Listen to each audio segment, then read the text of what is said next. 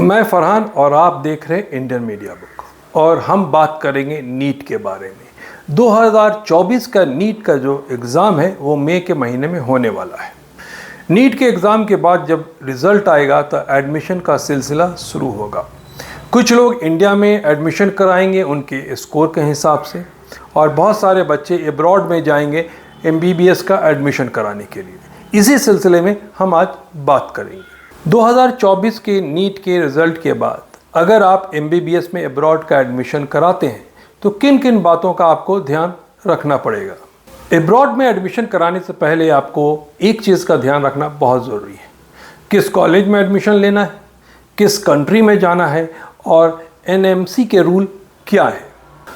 जब आप बाहर से MBBS की डिग्री हासिल कर लेते हैं और जब आप इंडिया वापस आते हैं तो आपको इंडिया में प्रैक्टिस करने के लिए लाइसेंस का एग्ज़ाम देना पड़ता है, और जब एग्ज़ाम आप पास कर जाते हैं तभी आप पूरी तरह से डॉक्टर होते हैं, तभी आपको मान्यता मिलती है कि आप इंडिया में प्रैक्टिस कर सकते हैं। अगर आप अब्रॉड में MBBS एडमिशन लेना चाहते हैं तो सबसे पहले आपको नीट का एग्ज़ाम देना पड़ेगा। नीट के एग्ज़ाम में आपको क्वालिफाइड करना पड़ेगा। तो हर साल गवर्नमेंट एक नंबर रखती है, एक मार्क्स देती है, उतना मिनिमम आपको होना चाहिए। अगर उतना आपको आता है तो आप बाहर में एडमिशन ले सकते हैं। तो अगर आप एवरेज लेके चलिए कि अगर आप 150 मार्क्स स्कोर कर लेते हैं तो मोर और लेस आपको मान्यता मिल जाती है कि आप बाहर में एडमिशन ले सकते हैं। देखिए, बाहर के जितने भी यूनिवर्सिटी हैं MBBS के कोर्स कराते हैं उनको नीट की ज़रूरत नहीं है। नीट की ज़रूरत आपके लिए है कि अगर मान लीजिए आप यहाँ से बाहर गए, एडमिशन करा लिया, तो वहाँ के कॉलेज वाले आपका एडमिशन तो ले लेंगे, लेकिन जब आप वहाँ से एग्ज़ाम दे के यहाँ आएंगे तो आपके उस डिग्री की कोई मान्यता और कोई वैल्यू नहीं रहेगा। इसलिए जब भी आप बाहर MBBS करने जाते हैं तो आपको नीट का एग्ज़ाम देना ज़रूरी है, और जो भी क्वालिफाइड मार्क्स दिया गया है उसको भी अचीव करना ज़रूरी है। देखिए, NMC ने कुछ रूल्स बनाए हैं कॉलेज के लिए। उन्होंने कहा है कि कम से कम 54 मंथ का थ्योरी का सब्जेक्ट पढ़ाना चाहिए और 12 महीने के लिए इंटर्नशिप होना चाहिए, और जो पढ़ाई वहाँ पे हो रही है वो इंग्लिश मीडियम में होना चाहिए। एक अहम बात, ड्यूरेशन ऑफ कोर्स, जो भी ड्यूरेशन है 6 साल की जो आप पढ़ाई करते हैं वो आपको पढ़ाई एक ही कॉलेज में होना चाहिए। अगर मान लीजिए कि आप 3 साल एक कॉलेज में पढ़ाई करते हैं और आप ट्रांसफ़र लेके कहीं चले जाते हैं तो ये नहीं चलेगा। इसकी मान्यता फिर जब वापस आएंगे तो आपको नहीं मिलेगी। तो इसलिए जो भी आप कोर्स करते हैं MBBS की जो 6 साल की पूरी पढ़ाई है वो आपको एक ही कॉलेज में करना पड़ेगा। एक और बहुत अहम पॉइंट है सिलेबस के बारे में। NMC ने कहा है कि कुछ अहम सिलेबस हैं जिसको कॉलेज को फॉलो करना ज़रूरी है। ये आम तौर पे देखा गया है कि ज़्यादातर कॉलेजेस जो MBBS की पढ़ाई बाहर में कराते हैं वो इन सारे सब्जेक्ट को पढ़ाते हैं। तो ये बहुत बड़ा मसला नहीं है, ये बहुत बड़ा प्रॉब्लम्स नहीं है। मोर और लेस सारे कॉलेज इस चीज़ को पढ़ाते हैं, लेकिन एडमिशन के पहले अगर आप इस चीज़ को चेक कर लेते हैं तो ये ज़्यादा फ़ायदेमंद रहेगा।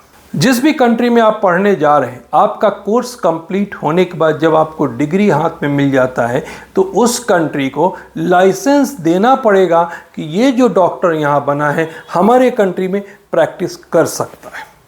अगर वो कंट्री लाइसेंस नहीं देती है और आपको इजाज़त नहीं देती है कि आप वहाँ प्रैक्टिस नहीं कर सकते हैं तो वैसे कॉलेज में पढ़ाई करना सही नहीं रहेगा, क्योंकि MNC के रूल के हिसाब से ये होना बहुत ज़रूरी है कि जहाँ पे आप पढ़ाई करते हैं वो कंट्री आपको मान्यता दे, लाइसेंस दे कि आप उस कंट्री में प्रैक्टिस कर सकते हैं।